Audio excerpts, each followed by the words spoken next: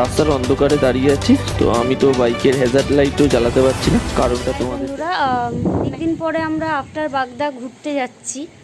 তো সেটা কোথায় যাচ্ছে সেটা পরে জানাবো। তার আগে দেখুন আমাদের বাইকগুলো পুরো রেডি হয়ে রয়েছে। আমি অলমোস্ট রেডি, আর ময়ূর নামছে ওখান থেকে। তো সবাই রেডি, আর 5 মিনিটের মধ্যে আমরা বেরিয়ে যাব বাড়ি থেকে। মাও দাঁড়িয়ে আছে সি অফ করার জন্য। তো রাস্তায় আবার গিয়ে সবার সাথে মিট আপ আস্তে আস্তে হবে, তো যেতে যেতে আবার কথা বলছি, ঠিক আছে? আজকে গ্রুপটা একটু বড়ই হবে, তো গ্রুপটা কে কে যাচ্ছে, কি কি ইনফরমেশন আমরা দেবো সব কিছুই আস্তে আস্তে। তো চলো, এরপরে নেক্সট দেখা হচ্ছে পাটুলিতে।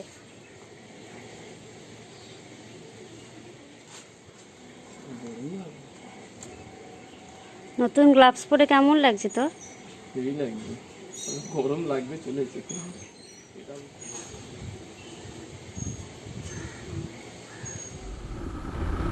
তা আমরা এখন বাইপাস ধরে পাটুলির দিকে যাচ্ছি। তা আমরা কোথায় যাচ্ছি প্ল্যানটা একটু শর্টে বলেন, পরে তারপর তোমাদের ডিটেলসে বলবো। মেনলি আমরা যাচ্ছি জামশেদপুর রাঁচি ওই পাত্রাতু ভ্যালিটা ঘুরতে, তবে কবে কোথায় যাচ্ছি সেগুলো তোমাদের ডিটেলসে বলছি পরে। কামালগাছি ব্রিজের মুখে দাঁড়ানোর কথা আছে তমালদার, এই দাঁড়িয়ে আছে তমালদা, দেখতে পেয়ে গেছি। তমালদা ওর রয়্যাল এনফিল্ড নিয়ে দাঁড়িয়ে আছে। ভালোভাবে মুখটা দেখে নাও তমালদার, প্রথম মিটা বলো আজকে তমালদার সাথে। তো চলো আবার রাস্তায় যেতে যেতে কথা হচ্ছে। এই এবারে জয়েন করলো আমাদের সাথে শুভ্রাদি আর প্রীতম দা। হাই করু আসতে, আর বাকি আছে আরো 4জনের সাথে মিট। চলো আবার যেতে যেতে কথা বলছি। তা এখন আমরা এই ক্রস করছি মা ফ্লাইওভার। তো এরপরে আমরা দাঁড়াবো হলো এই বিদ্যাসাগর সেতু ওঠার আগে, ওখানে কুসুমিতা আর কৃষ্ণেন্দু আসবে, ওখানে আমরা সবাই মিলে মিট করে বেরিয়ে যাব। আর আমাদের সাথে আরও যাচ্ছে হলো নীল আর মু, ওরা অলরেডি বেরিয়ে গেছে, ওরা বেশ কিছুটা এগিয়ে গেছে। তো চলো আবার যেতে যেতে আপডেট দিচ্ছি। তা আমরা এখন এই বৃষ্টি পড়ছে বলে একটু দাঁড়ালাম, সবাই রেনকোট পরে নিলাম এই পারে। আর কৃষ্ণেন্দু কুসুমিতা আসছে ওই জন্য আরও দাঁড়ালাম, আর একবারে বৃষ্টিও হচ্ছিল ওই জন্য সবার রেনকোটটাও পরে নিচ্ছি। ওই পারে আমাদের বাইকগুলো রেখে দিয়েছি, এই পারে তমালদার বাইক। তো একেবারে এখান থেকে কৃষ্ণেন্দু আর কুসুমিতার সাথে মিট আপ করে আবার বেরোবো।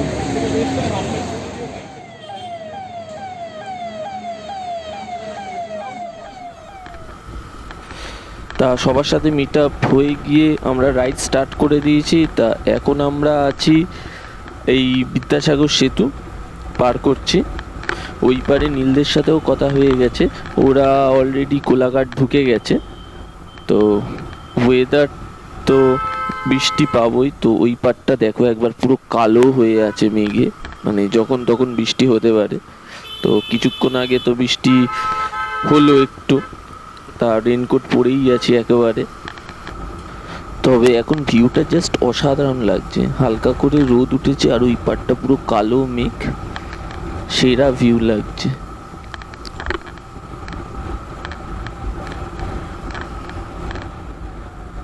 ঘড়িতে সময় হয়েছে এই বিকেল 4টে। তো আমরা এখন এই NH6-এ উঠবো। আজকে আমাদের প্রায় ডিস্টেন্স কভার করতে হবে প্রায় 320 কিলোমিটার মতন। এর মাঝে বেশ ভালো কিছুক্ষণের বৃষ্টি হলো, তো এখন আবার বৃষ্টি হচ্ছে না, তবে বৃষ্টি পাবো। কালকের রাতে হোটেলে বুকিংয়ের সময় ফোন করেছিলাম, ওখানে ওয়েদারও জিজ্ঞেস করেছিলাম, বলেছে প্রচণ্ড বৃষ্টি হচ্ছিল কাল রাতে। তো দেখা যাক, সব বৃষ্টি হবে জানি, সেই জেনেই বেরিয়েছি। তো একটা অন্য রকমের অ্যাডভেঞ্চার বৃষ্টির মধ্যে। তো চলো আবার কিছুটা গিয়ে আপডেট দিচ্ছি।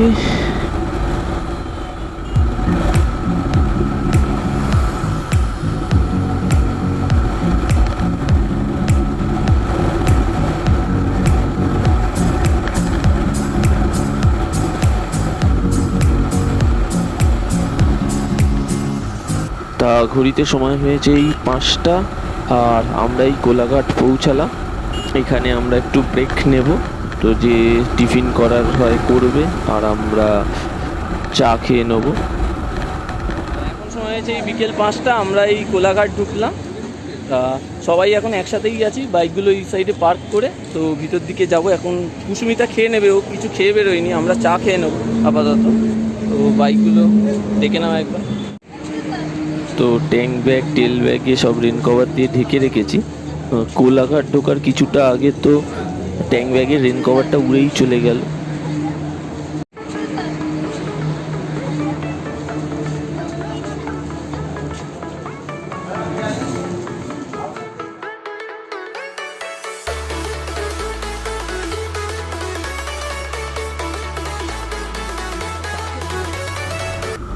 তা মোটামুটি একটা 30-40 মিনিট ব্রেকের পর আবার আমরা রাইড স্টার্ট করলাম।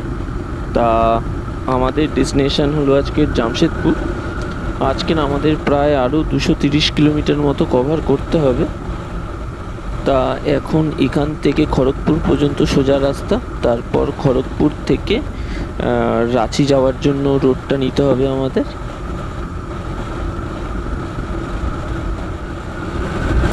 ফাটাল এসছে, ফাটাল।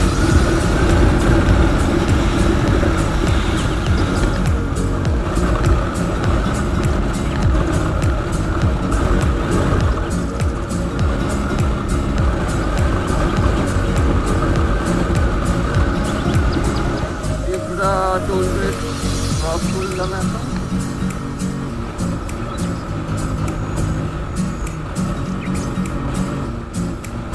এখান থেকে খড়গপুর আর ওই 3 কিলোমিটার মতো। আর ভিউটা লাগছে দেখো একবার, আর সমানে বিদ্যুৎ চমকে যাচ্ছে ওই সাইডে। প্রায় সন্ধে হতে যায় ওইবারে। তো চলো ভিউটা এনজয় করতে থাকো।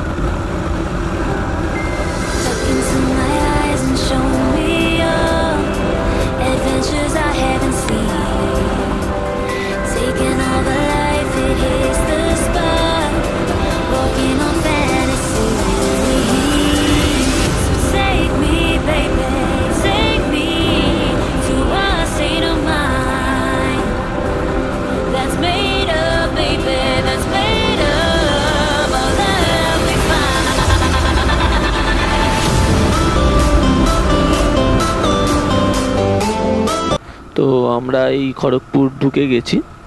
তো চারিদিকটা পুরো অন্ধকার, সামনে বিদ্যুৎ চমকাচ্ছে। তো বাইকের ফগ লাইটগুলো জ্বালিয়ে নিয়েছি, তো রাস্তাটা পুরো আলো করে দিয়েছে, তেমন প্রবলেম হচ্ছে না অন্ধকারের জন্য। রাস্তার অন্ধকারে দাঁড়িয়ে আছি, কিন্তু আমি আমার বাইকে হ্যাজার্ড লাইটও জ্বালাতে পারছি না। কারণটা তোমাদের দেখাচ্ছি। এই নিশান অন করলেই আমার বাইকে 60 ওয়াটের এলইডিগুলো জ্বলে যাচ্ছে, অফই হচ্ছে না। 60 ওয়াটের এলইডিগুলো সুইচটা খারাপ হয়ে গেছে। তো এইভাবে চললে আমার ব্যাটারিতে প্রবলেম দেখা দেবে। তা রাস্তার দুধারে এখন ঘন জঙ্গল, তো এই রোডে আমরা দাঁড়াবো না। বাই চান্স বৃষ্টি হলেও যাতে দাঁড়াতে না হয়, তাই আগে একটু দাঁড়িয়ে আমরা সবাই রেনকোট পরে নিলাম, যাতে বৃষ্টি হলেও বেরিয়ে যেতে পারি। কারণ এই জঙ্গলের দুধারে দাঁড়ানো সেফ নয়, তার উপর অন্ধকারও হয়ে গেছে, সেই জন্য। প্রতিটা ট্রিপে কিছু না কিছু প্রবলেম দেখা দেবে, মানে এটা একটা অদ্ভুত প্রবলেম। বাড়ি থেকে আসার সময় সুইচ ঠিক ছিল, ঠিক খড়গপুরটা পার করার পরেই যেই অন করলাম 60 ওয়াটের এলইডিগুলো, ব্যাস তারপরেই পিতামদা পেট্রোল পাম্পে তেল ভরার জন্য দাঁড়ালাম। ওই সময় অফ করতে চাইলাম, দেখি আর অফ হচ্ছে না, সুইচটা পুরো লক হয়ে গেছে। তো কিছু করে তো কেটে বা কিছু করে সেট করতেই হবে, কারণ এইভাবে কাল সারাদিন চললে পুরো ব্যাটারি বসে যাবে আর কিকও স্টার্ট নেই, মানে কী হবে কে জানে। তো আপাতত হোটেল পৌঁছাই, এই লাইটের কিছু একটা ব্যবস্থা করতে হবে, যদি কিছু না হয় অন্তত লাইন কেটে রাখতে হবে। জামশেদপুর 85, ঘাটশিলা 43, আর এখান থেকে পেট্রোল পাম্প দেখে একটা ব্রেক নিলাম। তো এখান থেকে আরও ঘাটশিলা 29 কিলোমিটার মতো, আর জামশেদপুর এখনও 72 কিলোমিটার মতো। ওই সবাই ওই পারে দাঁড়িয়ে আছে, রেস্ট নিচ্ছে। প্রায় 90 কিলোমিটার মতো ওই খড়গপুর থেকে চলে এসেছি আমরা। মাথায় পুলিশ বলে আরো সুযোগটা পায়। কে এ ওয়াশরুমটা করে নে তোদের যাদের যাওয়ার। তুই একবার বাড়িতে ফোন করে দে অনিতা, টাকা লাগলে বলবে তেল ভরছি দাঁড়াও বলে চলে যাবে। ঠিক আছে? রাইড ভালো চলছে? তা বাইকে ফুল ট্যাঙ্ক করে নিলাম, আর এখানে পেট্রোলের দাম মাত্র 100 টাকা, তো ফুল ট্যাঙ্ক তো করতেই হবে। চলো।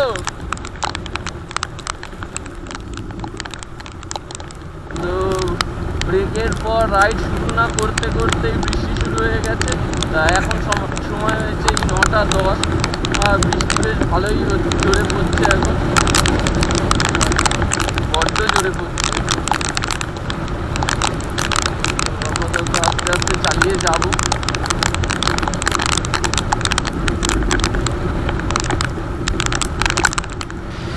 তা রাইড তো বেশ ভালোই চলছে, আর রাস্তার কন্ডিশনও মোটামুটি ভালোই। তো এই অন্ধকারে মোটামুটি শুধু এখন 60 ওয়াটের এলইডিটা জ্বালিয়েই যাচ্ছি, হেডলাইটও অফ করে দিয়েছি। এখান থেকে বুটুলি ড্যাম দেখাচ্ছে ডান দিকে, যাবো বুটুলি ড্যামও যাবো, তবে আজকে নয়। এখন ডেস্টিনেশন হলো হোটেল আমাদের, তারপর সুন্দরভাবে জামশেদপুরও ঘুরে দেখাবো। রাস্তা ভিজা শুকনো মিলিয়ে আছে, বৃষ্টি হচ্ছে আবার থামছে এইরকমভাবে। এখন মোটামুটি বৃষ্টিটা কমেছে।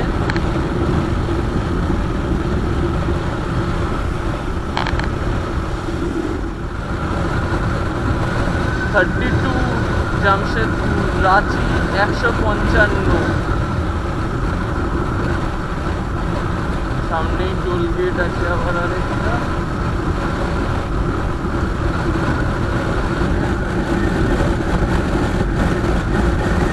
এটা যদি আলো থাকতো না, এই রাস্তাটা সেরা লাগতো, সেরা রাস্তাটা। কারটা দেয় না, মারাত্মক আলোতে ভালো করে যায়।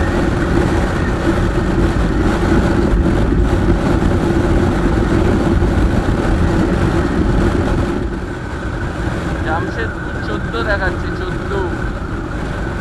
তবে ওই 15 থেকে 20 মিনিট বৃষ্টির মধ্যে দু সাইডে জঙ্গল, ওই রাস্তাটা যা সেরা ছিল, মানে সেরা লেগেছে। সে হাইওয়ে থেকে ভিতরের রাস্তায় ঢুকলাম, এখান থেকে 1.5 কিলোমিটার আর দেখাচ্ছে।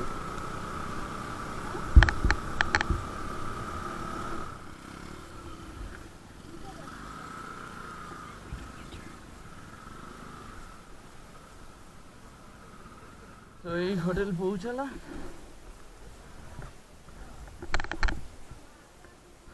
কিরে তোদের খাওয়া হয়ে গেছে? খাওয়া হয়ে গেছে? ভালো করেছি।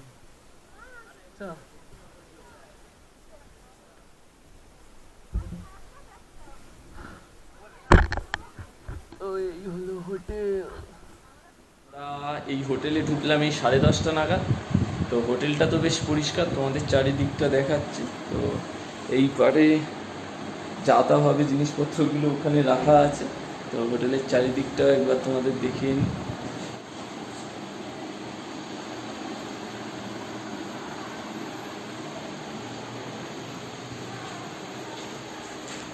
আমরা দুজনেই ফ্রেশ হয়ে নিয়েছি, এবার খেয়ে নেবো।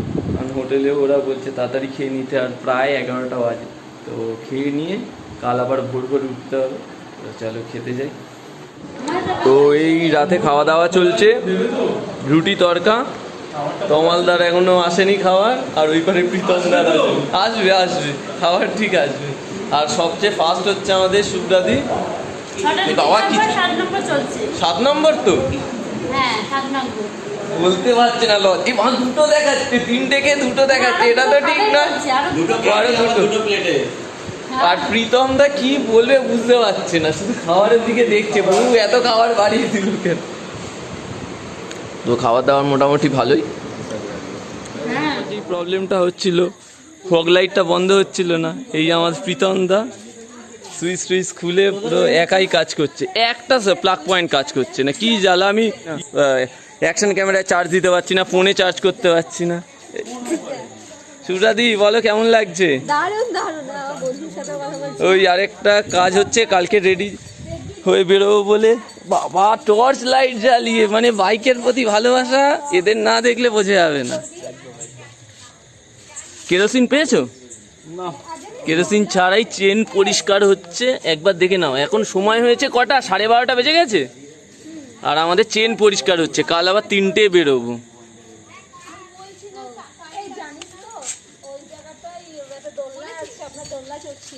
জায়গাটা বেশ সুন্দর, হোটেলের চারিদিকটা কিন্তু দারুণ।